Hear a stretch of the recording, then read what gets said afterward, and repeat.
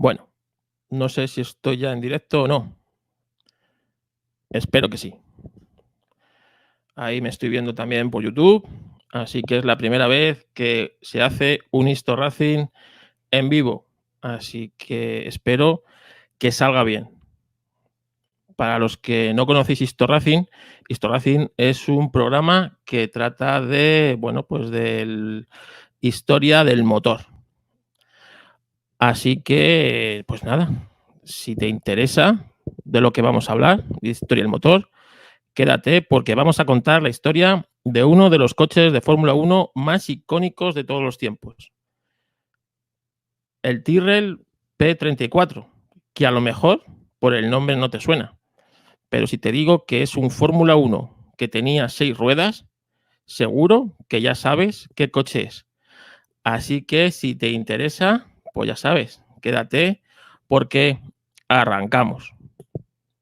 No, esta vez no hay música. Bueno, esto lo subiré luego en algún momento al feed Histo Racing y ahí seguramente le podré meter las sintonías. Por temas de derecho de autor no vamos a meter música, así que vamos a empezar. En primer lugar, quiero agradecer a todos los que estáis participando en este maratón, a los que lo estáis haciendo desde los mandos técnicos, como Mayón, como Mazinger. Pues nada, agradeceros que hayáis contado con Histo Racing para para esta gran iniciativa de dar contenidos en estos tiempos tan difíciles. La primera es también que Histo Racing sale en vídeo. El podcast para mí, como sabéis, es audio y el vídeo no me gusta salir, así que, bueno, podía haber puesto un logotipo, pero he preferido que, por una vez, veáis la cara del podcaster. Ya sabéis lo que dicen, si de la voz de la radio te enamoras, nunca te pases por la emisora. Así que siento defraudaros a los que aún no me conocíais. Así que, nada, vamos a empezar, como os digo, hablar de un coche muy mítico para cualquier aficionado a la Fórmula 1 y sobre todo para personas que no son tan aficionadas a la Fórmula 1, ya que siempre se acordarán del típico coche de 6 ruedas, el Tyrrell P34. ¿Por qué he elegido el Tyrrell P34? Pues muy fácil, porque yo creo que es un coche icónico y que todo el mundo más o menos ha visto por lo menos una foto de él. Si me pongo a hablar de cualquier otro Fórmula 1, es posible que tenga que recurrir pues a otros, a fotos o a otras tácticas para que sepáis de qué coche estoy hablando, sobre todo si no sois entendidos. Pero si no sois como yo, un enfermo de los coches. Pero si sois gente normal, pues posiblemente no sepáis distinguir mucho los Fórmula 1. Y los de ahora es imposible, si no son por los colores. Pero los de antaño eran muy bonitos y sí se podían distinguir muy bien por las formas. Y sobre todo, pues coches muy míticos y muy distintos al resto de los Fórmula 1, como era, por ejemplo, este Tyrrell. Bueno, como os digo, el coche en sí se llama Tyrrell P34, aunque todo el mundo lo conoce como el coche de Fórmula 1 de 6 ruedas, el Tyrrell Six-Wheeler, como se le conoce mucho en el argot, o el Fórmula 1 de las 6 ruedas. No ha sido el único coche de 6 ruedas que ha habido en la Fórmula 1, aunque sí ha sido el único que ha ganado carreras y ha llegado a competir en Fórmula 1, aunque en otras disciplinas como Fórmula Indy o incluso en récord de velocidad sí ha habido coches de 6 ruedas. Pero bueno, luego lo repasaremos. Como veréis, estoy a muchas cosas. Tengo aquí muchas pantallas de mensajes que me vais mandando. En el chat del Facebook del Facebook, del YouTube, intentaré responderos alguna pregunta que tengáis. Y en el chat del Telegram, que está habilitado para esto, también. Así que bueno, pues espero responder alguna duda que tengáis. Para empezar, vamos a ver qué fue del equipo Tyrrell, ¿no? Del equipo Tyrrell, que es un equipo histórico de la Fórmula 1, ya desaparecido, desgraciadamente, pero en los 70 fue un equipo muy, muy importante. Tyrrell, como os digo, pues lleva el nombre de su fundador, de Ken Tyrrell, que como casi todos los equipos de la Fórmula 1 son o británicos o de la Commonwealth, ¿no? De descendencia británica. Exceptuando Ferrari y poco más, los garajistas o equipos de Fórmula 1 tienen mucha relación con Inglaterra y lo que es todo el mundo anglosajón. Y este no podía ser menos. El equipo de Fórmula 1 lo fundó Ken Tyrrell, que es pues uno de los mitos de la Fórmula 1, de los grandes nombres de la Fórmula 1, que nació en 1924 en Inglaterra. Y cuando naces en 1924, pues tienes la desgracia de que te pilla la Segunda Guerra Mundial en medio. Así que, aunque le pilló de joven, pues sí pudo zafarse de todo este, digamos, orgullo británico que muchos equipos británicos tienen. Ken intentó ser piloto como buen petrolhead, ¿no? Que dicen ahora los modernos, intentó ser piloto, pero no tenía grandes dotes de piloto. Era un poco patán, como puedo ser yo, con las manos al volante. Es así, no todo el mundo vale para todo. Hay quien tiene un podcast, hay quien tiene un equipo de Fórmula 1 y hay quien tiene, pues yo qué sé, habilidad para pilotar, ¿no? Pues Ken no fue de estos.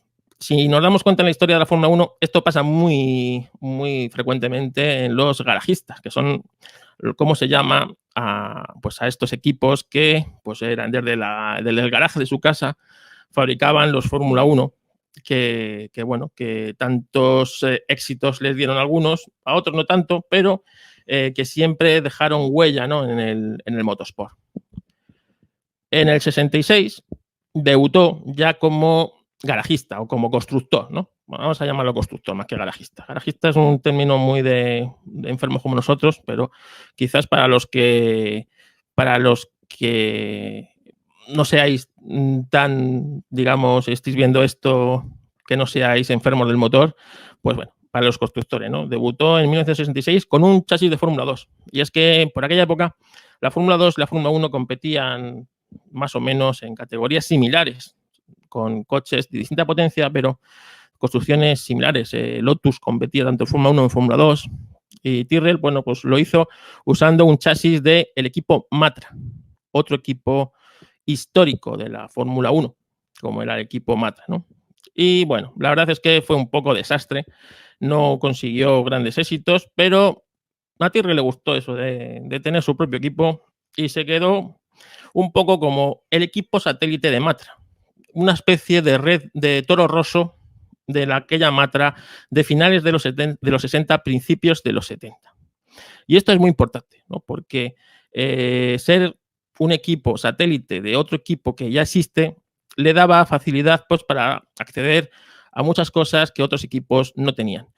Tengamos en cuenta que antes la Fórmula 1 era muy distinta a la de ahora, ¿no? Cualquiera podía ir, comprarse un coche de Fórmula 1 con dinero en mano y competir si hacía tiempo. Si no se clasificaba, pues no, pero sí podía llegar a intentar disputar el Gran Premio. Eso pasó aquí muchos años en España con unos cuantos pilotos y bueno, pues se podía hacer eso. Ibas a Lotus e intentabas comprar un Lotus. Ibas a Williams y comprabas un Williams. Pues Ken Tyrrell consiguió hacerse pues como equipo satélite de Matra. Pero en el año 1967 ocurrió en la Fórmula 1 un hecho importante que la marcaría para los próximos casi 15 años. Y es que en 1967 Lotus la lió parda en la Fórmula 1. Se sacó de la manga un Lotus 49, uno de los coches más míticos de la Fórmula 1. ¿Y qué te hacías de este coche mítico? Aparte del diseño y de toda la ingeniería que tenía, su motor. Porque Lotus, Colin Chapman convenció a Ford para que le hiciera un motor muy especial, el Ford DFV. Este sin duda es el motor que marcaría la Fórmula 1 en los próximos 15 años. Es considerado el mejor motor que ha habido de la Fórmula 1. Todos los motores de Ford después, los Cosworth y tal, basaban en este motor. Este era el motor que marcó un antes y un después en la Fórmula 1. Pero Lotus cometió un error y es no asegurarse que ese motor lo tuvieran ellos solos. Solo pudieron mantenerlo eso en el año 67. A partir del año 68, cualquiera que fuera Ford con dinero tendría ese motor. Y bueno, quiero saludar a todos los que me estáis saludando en el chat del del YouTube, os estoy viendo, no os puedo contestar desde el chat, pero hola Oscar, hola Suso, hola Vicente, hola Chinon, hola Luis. El último Histo Racing lo hicimos con Luis, 3 horazas de conversación, Luis, y a la gente le ha gustado, así que lo mismo hay que repetir. Ahí te lo dejo, Luis, ahí te lo dejo. A Carlos, a David, a mi amigo Isra, que luego haremos doblete. Luego estaremos a las 10 de la noche con mis compañeros de Apelianos. Así que nada, si no os he cansado a las 10, todavía tenéis algo más de este podcaster. Pero bueno, yo os recomiendo que veáis todos los podcasts que hay después, que son todos interesantísimos.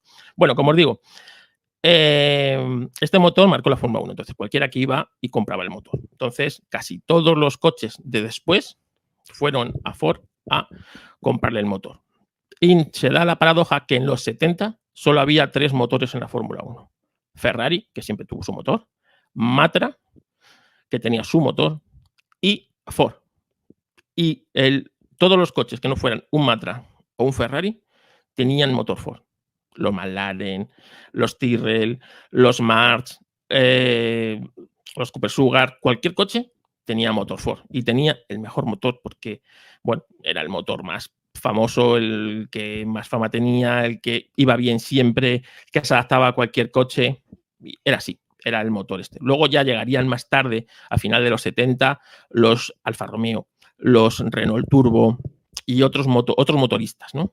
BMW en los 80, pero hasta el año 77 era Ford la que dominaba la parrilla. Era casi una copa monomarca de Ford. Eran chasis creados con el mismo motor, ¿no? Exceptuando, como os he dicho, Ford, o sea, Ferrari y Matra. Bueno, pues como eran equipo satélite de Matra quería que utilizara el motor Matra. Y Tyrrell se empeñó en que el motor Matra era muy malo y que no quería el motor Matra. Él quería seguir utilizando el motor Ford, que era bastante mejor. Así que hubo una especie de divorcio acordado entre Matra y Tyrrell. Y a partir del año 70, Tyrrell empezó a fabricarse sus propios chasis y sus propios coches con el motor Ford y dejó de un lado de ser como un aliado de Matra, ¿no? Va a pasar a ser un competidor. Y esto, pues, le vino bien, ¿no? Porque empezó a tener bastante éxito. Y con el piloto Jackie Stewart, famoso piloto y mítico piloto de las carreras, Jackie Stewart, pues logró grandes éxitos al principio de los 70, luchando de tú a tú con el todopoderoso Lotus 72, otro coche mítico que os acordaréis porque era el coche negro de John Player Special, que Fittipaldi hizo campeonar unas cuantas veces. Bueno, pues Tyrrell tenía 2 grandes pilotos, como era Jackie Stewart y el francés Cerver, que eran, aparte de grandes pilotos, amigos íntimos. Eran como una familia, ¿no? Lo que es Tyrrell con sus pilotos, y tanto los 2 pilotos eran más que, o sea, no eran rivales, eran muy amigos, muy amigos. En el 70 pasó otra cosa muy importante para Tyrrell, es que fichó al ingeniero Garrett. A la postre, el que diseñó el 6 ruedas, ¿vale? Todo esto para que os pongáis en antecedentes. Bueno, a Derek Garrett, el ingeniero. Y lo ficharon en el 70 más o menos. 69, 70, apareció y fue el autor de todos estos coches que hicieron grandes temporadas con Jackie Stewart y con Cerver. En el 73 sufrieron la muerte trágica de Cerver. Una muerte muy trágica que afectó mucho al equipo. Como os digo, este equipo era como una familia. El propio Tyrrell tenía los coches, muchos coches los fabricaba en el garaje de su casa. Imaginaros una casa muy grande en la campiña inglesa, pues allí tenía su garaje y allí fabricaba los coches, ¿no? Entonces era como una familia y la muerte de Cerver convulsionó el equipo. Tanto que Jackie Stewart dijo que no quería volver a pilotar y se retiraba ese año, 73, dejando el equipo sin un piloto con experiencia de Jackie Stewart. Y bueno, tuvieron que fichar a nuevos pilotos. Y esto a Tyrrell le costó mucho. Tanto es así que le costó como casi 2 años, más o menos, ponerse otra vez al día. ¿Y cómo lo hizo ponerse al día? Pues en el 75 el ingeniero Dale Garrett se le ocurre diseñar un coche un tanto revolucionario, un tanto que iba a marcar la Fórmula 1 un antes y un después. Y es que la Fórmula 1 tenía unas reglas muy marcadas en aquella época. Es decir, había un reglamento bastante abierto, tanto que los ingenieros podían ingeniárselas para ir más rápido y hacer estos inventos un tanto estrambóticos, como un coche de 6 ruedas, o como ponerle un ventilador detrás de un coche, como se vería después, ¿no? Para intentar imitar el, el, el, esto, ¿no? El efecto suelo, pero tenía una serie de normas estrictas que no se podían pasar. Por ejemplo, el alerón delantero debería tener 1,5 metros de longitud. 1,5 metros. No se podían exceder, el alerón ese no podía ser ni más grande ni más pequeño. Y los alerones era una cosa muy nueva en la Fórmula 1. Llevábamos muy pocos años. Desde finales de los 60, que se empezaron a poner de aquella manera en los coches. Algunos parecían que llevaban un toldo colgando. Esto ya lo explicamos en otros Histo Racing. Pues empezaron a poner. Entonces la FIA puso unas normas, ¿no? Y el alerón delantero solo podía medir 1,5 metros. Así que casi todos los coches, todo el sistema de suspensiones, el sistema de dirección, me dicen que estoy emitiendo solo por el canal izquierdo. Pues no tengo ni idea por qué estoy emitiendo solo sonido por el canal izquierdo, porque debería estar emitiendo en estéreo. Así que no sé por qué. Tenía que medir 1,5 metros el alerón. Y todos los coches, entonces siempre las ruedas delanteras, que siempre son más pequeñas que las ruedas traseras, pues sobresalían de ese alerón un poquito. Y si veis imágenes de los coches de aquella época, en todos sobresalían un poco las ruedas. Y eso era lo que realmente hacía que los coches aerodinámicamente fueran más lentos, porque el aire choca sobre esas ruedas muy violentamente y frenan al coche. Y eso era cuando los motores de aquella época tenían potencias de alrededor de 450 caballos, era muchísima la diferencia de poder tapar esa brecha aerodinámica para ganar velocidad al final de la recta. Entonces, a este ingeniero, a Dale Garrett, se le ocurrió que si metía unas ruedas lo suficientemente pequeñas para que entraran dentro de ese alerón, esa rueda que estaría carenada, por lo tanto no ofrecería esa resistencia al aire.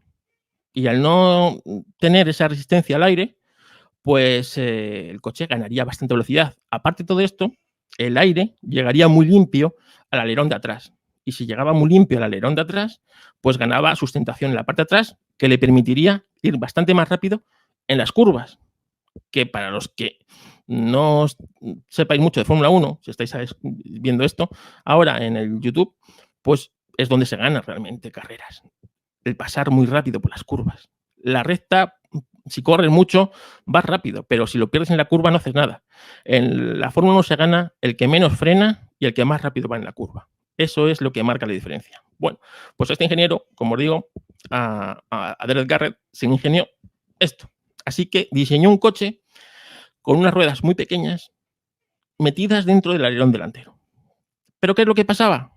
Que con dos solo ruedas adelante, el coche, cuando llegaba al final de recta, no era capaz de girar. No tenía suficiente contacto la rueda, la goma, con el asfalto para hacerle girar el coche. Entonces, se iba recto. Solución, pues vamos a meter 2 ruedas más detrás, ¿no? Así que, de esta manera tan simple, pero a la vez complicada, nació el Tyrrell 6 ruedas, ¿vale? ¿El concepto lo cogéis más o menos? Bueno, yo creo que se coge el concepto. Bueno, pues se ingenia. Para ello, ¿qué tuvo que hacer el ingeniero? Aparte de miles de cálculos y ingeniárselas de cómo meter eso, hablar con el fabricante de neumáticos, porque las ruedas que se usaban eran de 13 pulgadas adelante y él las necesitaba de 10 pulgadas, bastante más pequeñas de la que tenían los coches normales. Así que fue a hablar con Goodyear, que era el suministrador de la Fórmula 1, y le dijo que si le podía fabricar unos neumáticos especiales de 10 pulgadas y de esa anchura.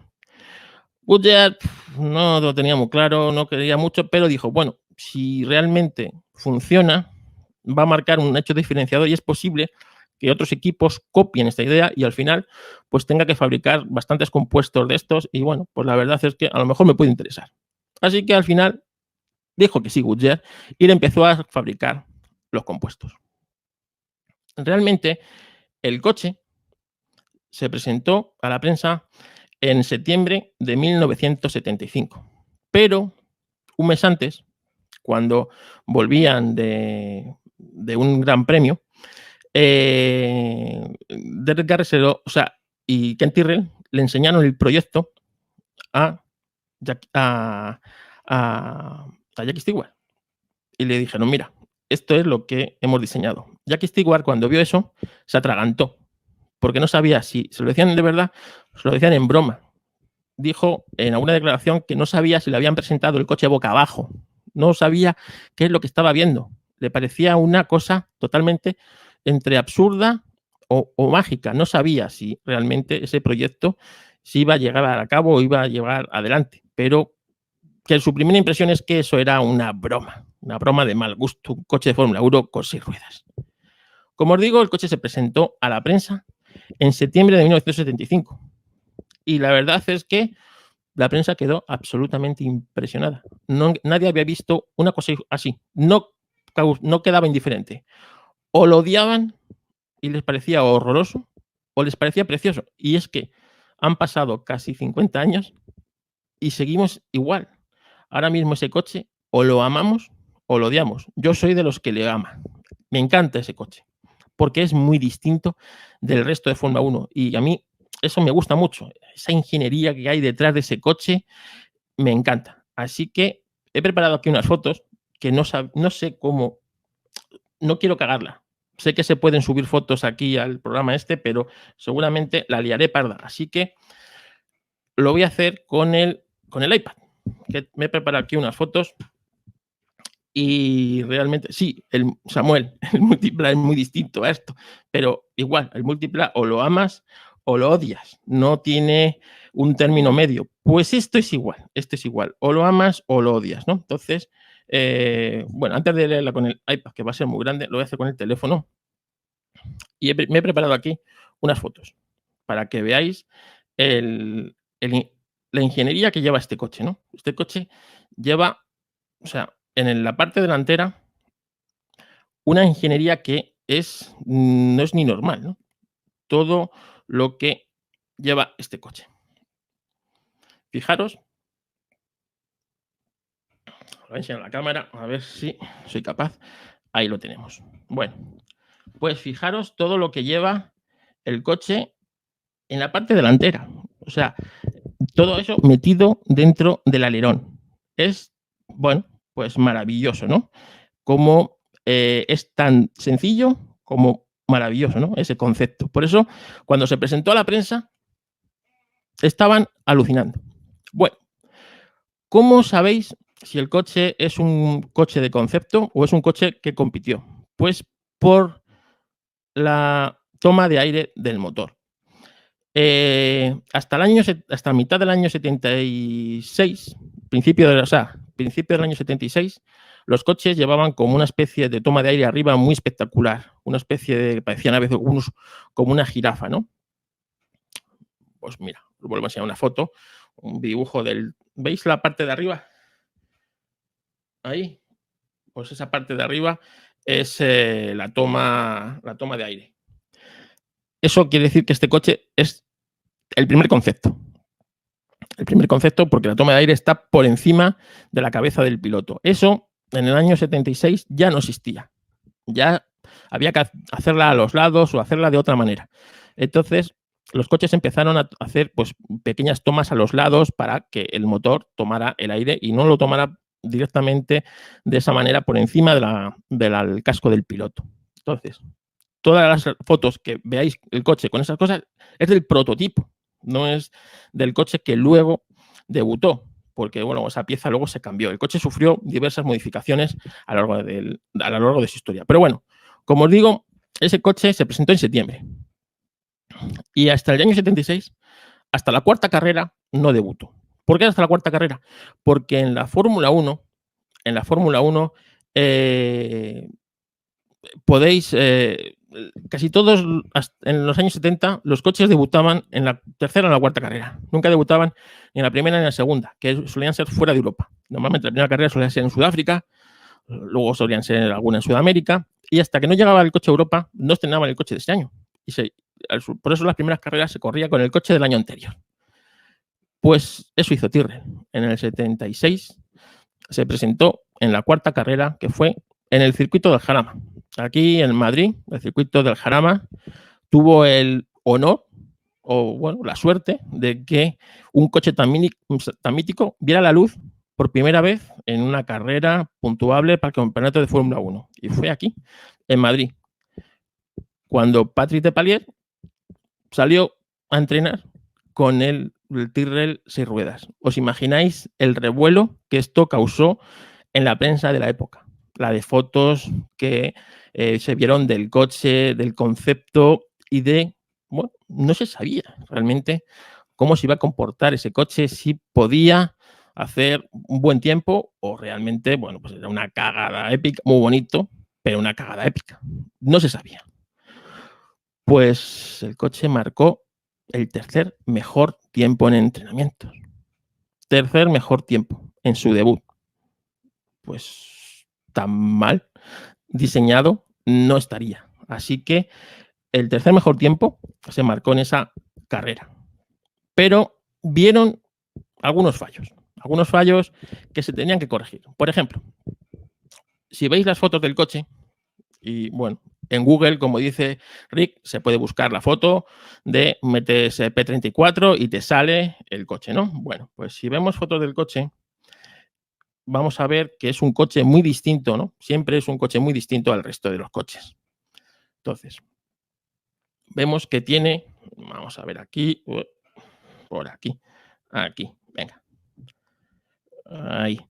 Vemos que tiene del alerón hacia, es como muy plano, ¿no? Tiene algo ahí que impide al piloto ver toda esa parte. Y sobre todo las ruedas tan pequeñas. Los pilotos miran mucho la rueda de su coche para ver cómo van. Lo hacen ahora y lo hacían antes. Sobre todo antes, cuando no tenían tantos sensores ni telemetría como tienen ahora para saber si las ruedas se están sobrecalentando, si tienen que aflojar en una curva o si tienen que entrar a boxes directamente a cambiarla antes de que la rueda reviente, ¿no? Ellos miran mucho. Bueno, pues no podían ver la rueda. Era tan alto y la rueda tan pequeña que no la veían directamente, no la veían. Y eso les confundía y sobre todo no les hacía saber cuándo realmente tenían que entrar a boxes a cambiar la rueda. Así que tuvieron que ingeniárselas y hacer con unas especies de ventanucos así muy mal hechos para que el piloto pudiera ver por allí las ruedas. Entonces, os voy a preparar una foto también que tengo por aquí, donde se puede ver cómo esa ventana en la primera serie de este coche, pues está, ¿no? Es decir, tiene ahí como un agujero. A ver si encuentro la foto. Si no, os vais a Google y como os digo, pues ponéis Tyrrell P40. A ver si consigo verla. A ver si consigo enseñarosla. Ahí. ¿Veis el cacho ese que está como mal hecho? Eso era para que el piloto pudiera asomarse por ahí y ver cómo estaban las ruedas. Si estaban muy gastadas, muy desgastadas, si se estaban deshilachando o si, bueno, quizás las tenía muy sucias y tenía que limpiarlas. Con ese ventanuco, que bueno, posteriormente se modificaría, ¿no? En siguientes versiones. Pero eso se dieron cuenta, pues allí, nada más empezar a rodar, vieron que tenía que ver las ruedas. Así que, bueno, como os digo, clasificó en tercera posición y salió tercero en parrilla de salida. Y cuando iba en cuarta posición en la carrera, en el Jarama, en la vuelta 26, sufrió uno de los problemas que más se repetiría en este vehículo a lo largo de los tiempos. Puso un problema de frenos, un sobrecalentamiento excesivo de los frenos que hace que el coche directamente se quede sin frenos. Y no hay nada peor que en un Fórmula 1 te quedes sin frenos, porque directamente te puedes matar. Así que el coche en la vuelta 26 se retiró cuando iba cuarto en la carrera porque, bueno, pues iba sin frenos.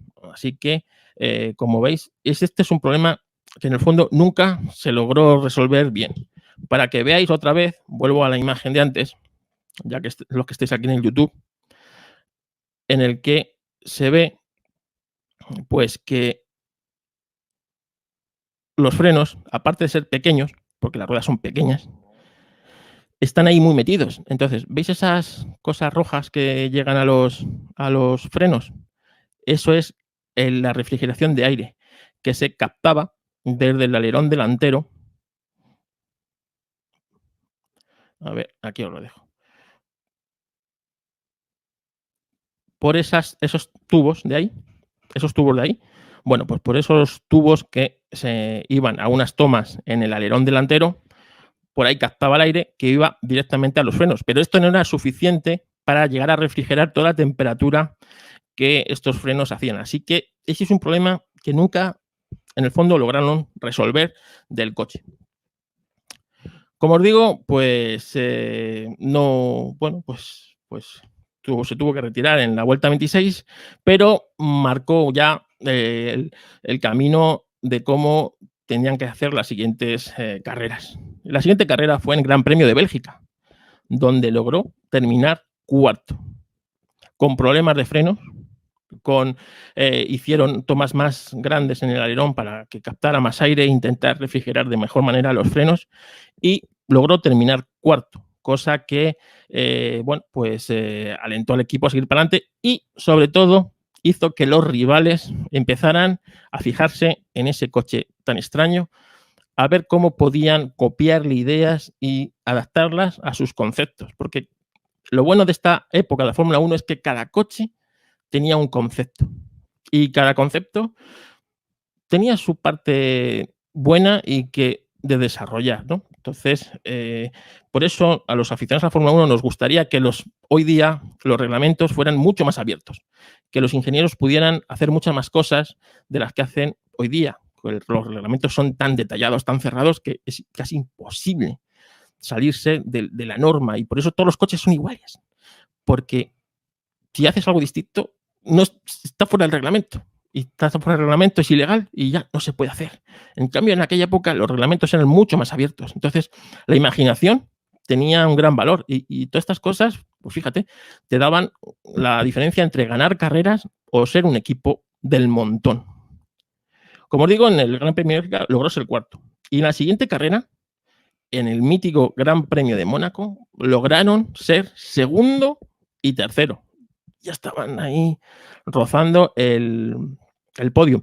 Y Gran Premio de Mónaco es una carrera súper exigente para los frenos.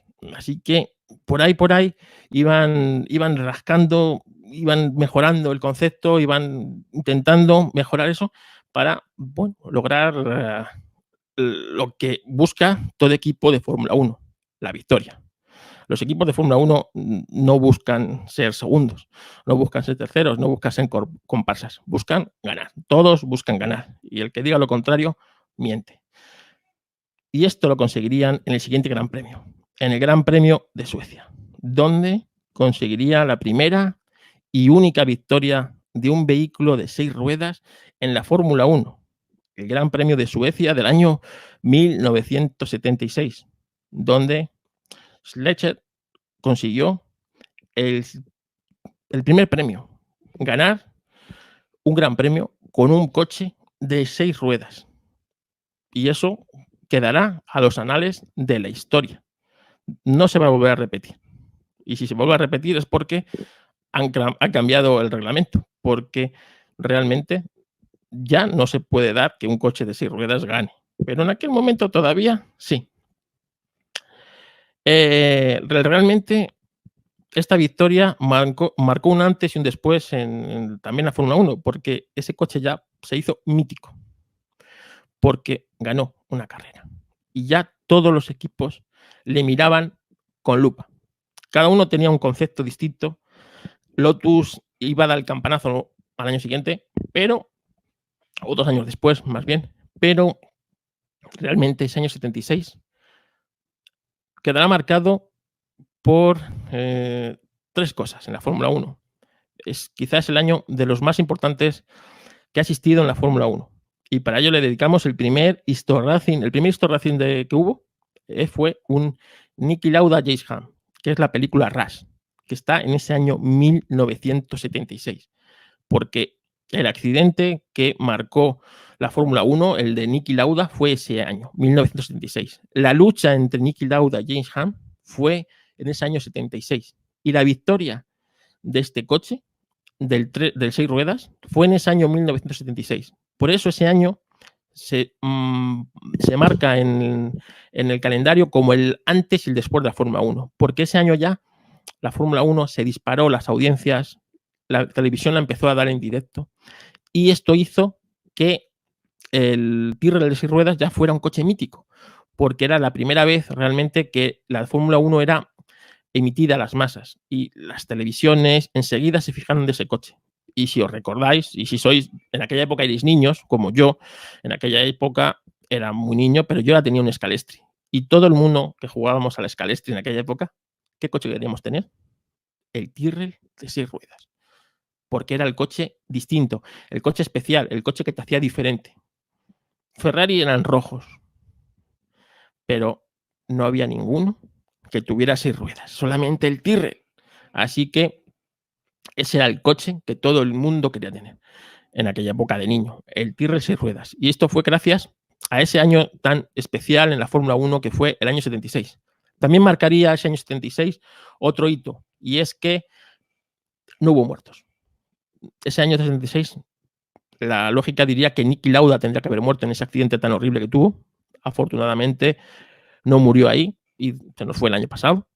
También le dedicamos un Histo Racing, pero ese año fue el primero de la historia de la Fórmula 1, desde el año 50, que no hubo muertos. Y eso también marcó un antes y un después, porque después de ese año volvería a haber, desgraciadamente, muertos, pero es que antes de ese año había habido muchísimos pilotos muertos. Algunas temporadas habían muerto hasta 5 pilotos de Fórmula 1 y muchos espectadores.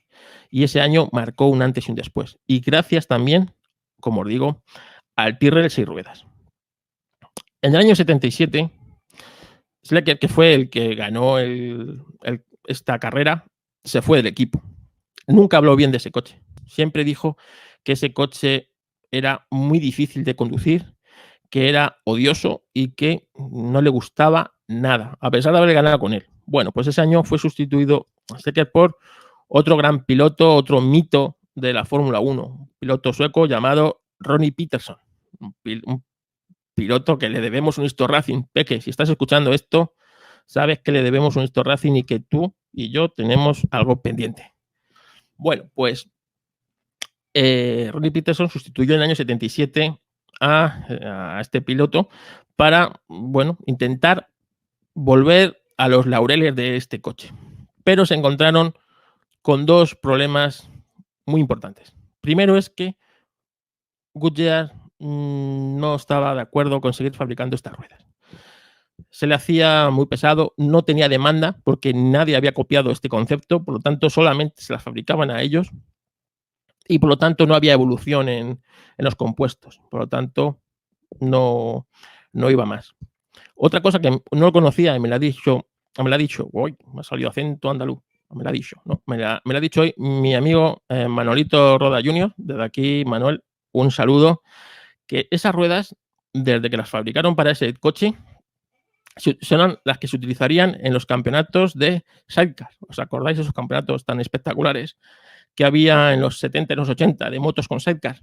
Unos sidecar súper aerodinámicos que no cogían las velocidades increíbles, y sobre todo los pilotos del sidecar, como con su cuerpo por fuera hacían que la moto cogiera la curva, ¿no? Pues esos sidecar llevaban las ruedas de 10 pulgadas gracias a que Goodyear las fabricaba para los Tyrrell, y desde entonces esas ruedas se empezaron a usar en esa categoría. Pues eso no lo conocía yo. Así que gracias, Manuel, por decírmelo. Bueno, pues Goodyear no estaba muy de acuerdo con seguir fabricándole ruedas y no evolucionó ese concepto de ruedas. El coche seguía con problemas de freno, pero hicieron unos cuantos cambios que bueno, al coche le sentaron estéticamente mejor para que los pilotos, bueno, pues fueran mucho más a gusto, ¿no? Entonces, si os pongo una foto de un coche del año 76, vais a ver que ha cambiado bastante el coche. A ver, aquí, venga.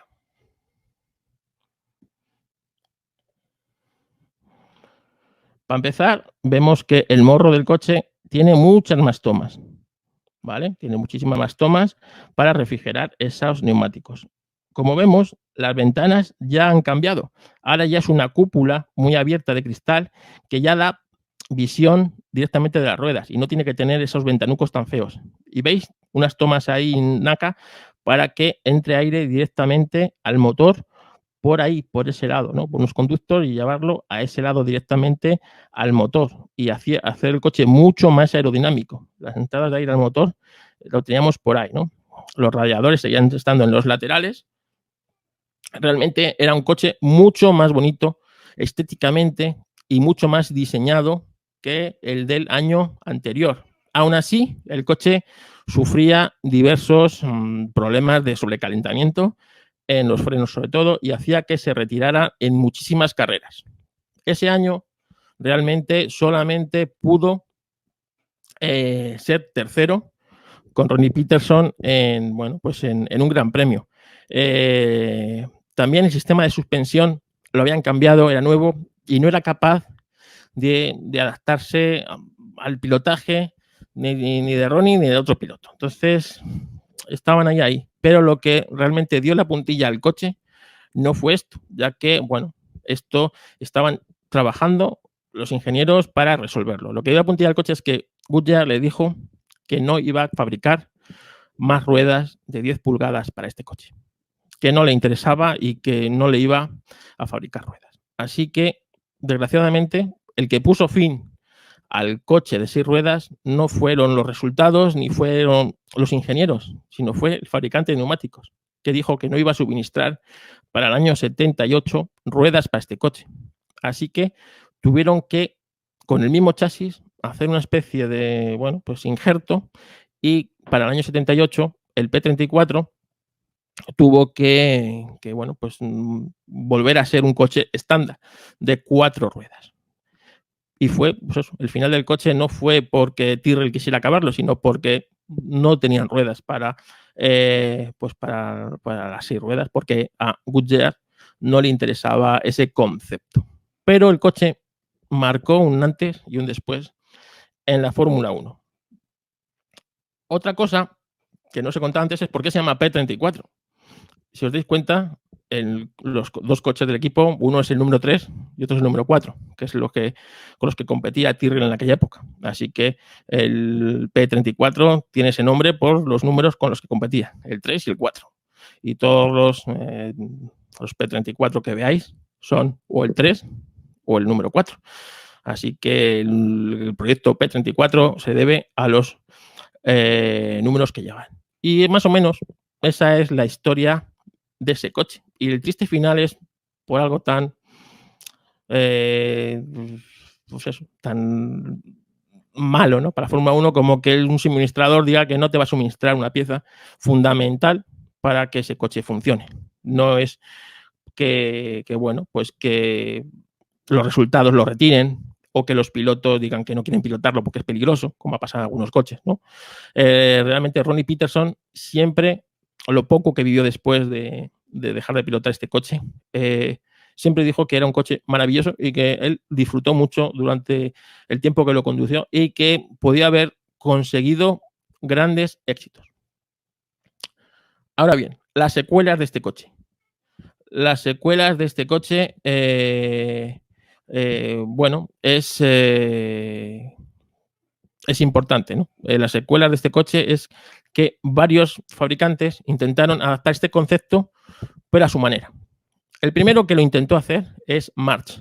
El equipo March intentó crear un coche también de 6 ruedas, pero en vez de ponerlas delante, dijo, si las ponemos detrás, lo que conseguimos es que en vez de tener una rueda tan grande atrás para toda esta potencia que tienen los coches, pues, que cogemos y ponemos 2 ruedas más pequeñas. Con eso ganamos aerodinámica, ya que, al no ser tan alta, el aire no choca tanto sobre ella y no nos frena, ¿no? Entonces, durante ese concepto, diseñaron un coche que tenía 6 ruedas, 6 ruedas. Entonces, me está diciendo aquí, desde hace un rato, que si comparto pantalla, a lo mejor os puedo mostrar la foto. Entonces, voy a intentarlo sin cargarme nada. Voy a intentarlo sin cargarme nada. A ver, saliendo. Aquí tenemos el March de 6 ruedas. Como veis, en el March de 6 ruedas tenemos pues 6 ruedas exactamente iguales adelante y atrás. No sé si está saliendo porque en el YouTube no lo estoy viendo, así que ya lo enseñaré. Bueno, el March de 6 ruedas, ya veo que no sale. Bueno, volvemos al método arcaico, que ya está terminando. El March de 6 ruedas tiene 6 ruedas exactamente iguales. Y esas 6 ruedas iguales,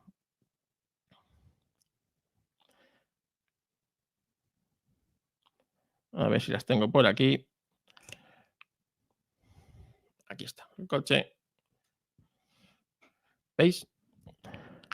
6 ruedas iguales, tanto adelante como atrás. Ahí están las 6 ruedas iguales. Este concepto lo intentaron desarrollar, pero nunca lo llegaron a poner en práctica. Nunca llegaron a poner en práctica porque, bueno, hicieron bastantes pruebas, pero no, pues no era. El segundo equipo que lo intentó y casi tuvo éxito fue Williams, en el que, como veis, también hizo ese concepto. 2 ruedas exactamente pequeñas atrás para evitar el contacto. Además, este coche fue el primero Williams con efecto suelo. Si veis los portones laterales donde pone Saudia, están casi rozando abajo el suelo. Y bueno, pues este coche lo combinaba con el efecto suelo. Y de este coche hicieron bastantes pruebas. Pero cuando iba a debutar, en el año 82, la FIA prohibió los coches con 6 ruedas. ¿Por qué? Porque en la Fórmula 1 están prohibidos los coches 4x4, con tracción a las 4 ruedas. Y al llevar las 2 ruedas atrás, las 4 ruedas atrás, las 4 ruedas llevan tracción. Y la FIA consideraba que ese era un coche con tracción a las 4 ruedas. Entonces, no era, entonces la FIA vio que esto se estaba desmadrando y cogió y dijo, sí, pues nada, prohibido los coches de 6 ruedas. Para que un Fórmula 1 sea un Fórmula 1 tiene que tener 4 ruedas, 2 de ellas motrices. Y al final, Ferrari, que también evidentemente hizo lo suyo, hizo quizás el concepto más raro, ¿no? El que me recuerda a un camión. ¿Os acordáis los camiones que en la parte de atrás suelen llevar ruedas dobles? Bueno, pues Ferrari hizo eso. Intentó coger un coche con 2 ruedas dobles. Como veis, las ruedas son más pequeñas, las de adelante y las de atrás son casi del mismo diámetro, pero le puso atrás ruedas dobles. Un concepto de 6 ruedas también algo distinto, que al final no salieron nada más que de proyectos. Pero como veis, el concepto de las 6 ruedas hizo que la ingeniería de aquella época bueno, pues trabajara denodadamente para bueno, pues para intentar batir a su rival. Así que, bueno, como veis, el Tyrrell de 6 ruedas cambió la Fórmula 1, cambió a raíz de él la norma, ¿no? Ya no se permitirían coches de 6 ruedas y por eso fue el único coche que consiguió ganar una carrera, el único coche de 6 ruedas que consiguió ganar una carrera, el único coche de 6 ruedas que hizo cosas importantes y realmente el único coche de 6 ruedas que recordamos y recordamos para bien, ¿no? Como un coche ganador, un coche mítico en la historia de la Fórmula 1. Y de eso se trata Histo Racing, de hablar de cosas míticas de la Fórmula 1. Yo creo que ya son -10, toca cortar, así que hasta aquí el Histo Racing de hoy. Hemos hablado de el Tyrrell 6 ruedas. Si os gusta, pues compartir el Maratón Pod por las redes, darle al like a Histo Racing. Como sabéis, Histo Racing no se hace con ánimo de lucro, esto se hace porque se quiere y me ha encantado colaborar una vez más con el Maratón Pod. Mis redes sociales las sabéis ya de sobra, pero si os acabáis de incorporar o acabáis de descubrir Historracing, es en Twitter @Historracing, en Telegram es Historracing, o a mí, que soy Ultrafoto. En Instagram, Historracing Podcast, también lo tenemos en Instagram, de vez en cuando subo fotos, pero donde más suelo estar es en Twitter, así que allí me encontraréis como @Historracing. Realmente ha sido un placer, gracias a todos los que hacéis el directo los que estáis trabajando desde atrás, a Mayón, a Samuel, que ha currado muchísimo y nadie se acuerda de él. Samuel, gracias por todo lo que has currado en la página web y en todo.